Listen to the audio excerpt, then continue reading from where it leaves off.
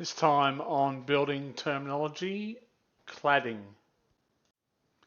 So cladding, also called external cladding and wall cladding, is a non-load bearing covering to a frame. So generally we refer to anything that covers up the outside of the building as a cladding. So you can see there in that picture, you've got brickwork, you've got metal, you could have timber, weatherboards.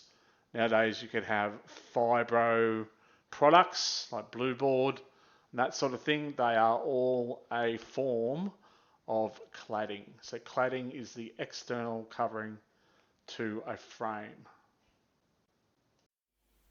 If you like this video, please hit the like button and subscribe to my YouTube channel.